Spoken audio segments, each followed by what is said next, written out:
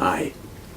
We have reached 169 of Three Worlds Plan of Redemption by Nelson Barbour, Charles Taze Russell. We're getting near the end of the book.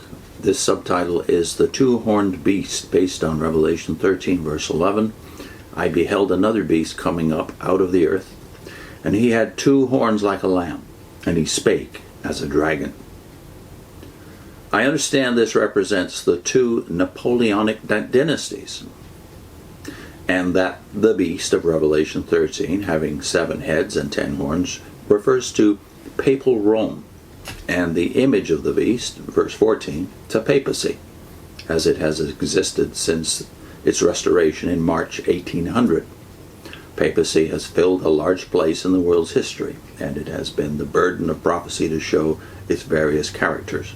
It has been portrayed as a woman because of its ecclesiastical character. It has been represented as a beast or horn, holding times and laws for 40 and 2 months, or 1260 years. And Daniel says, I beheld, and the same horn, notwithstanding the judgment sat, and they took away its dominion, made war and prevailed, until the time came that the saints possessed the kingdom.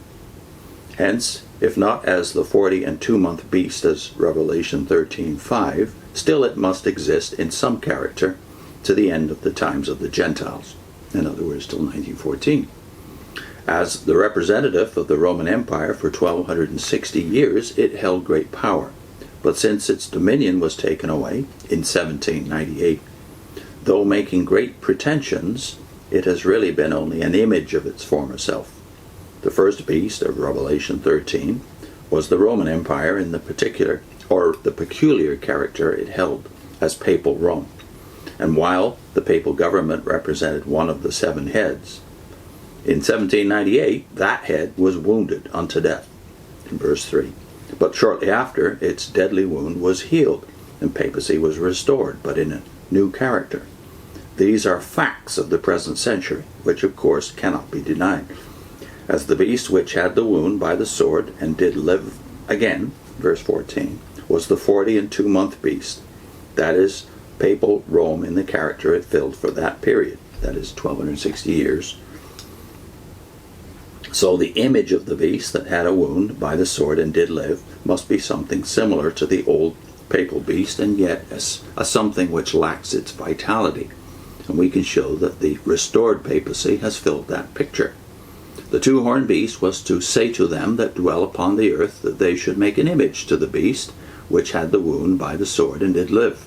And he had power to give life to that image, verse 14. The first Napoleon did say to the cardinals of the Church of Rome, restore the papacy. And those 35 cardinals met at Venice in March 1800 and elected a new pope, under whom they reorganized.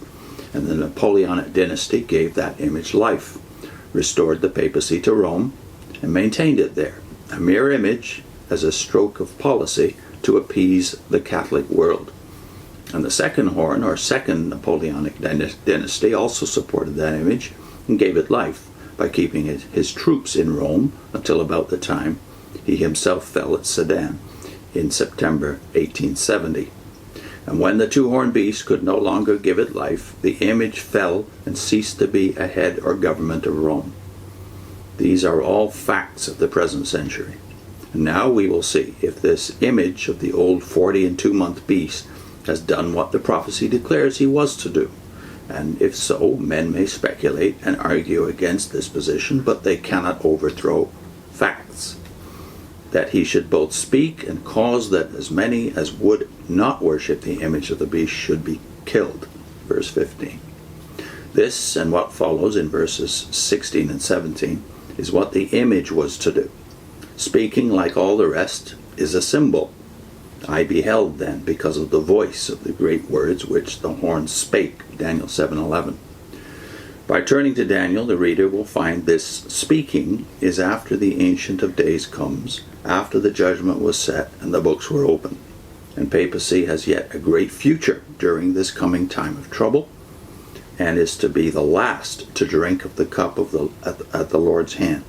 The Church of Rome, together with her harlot daughters, that's the churches of Christendom, the Protestant churches of Christendom, by the way, our mystic Babylon, of which the old Babylon was the type.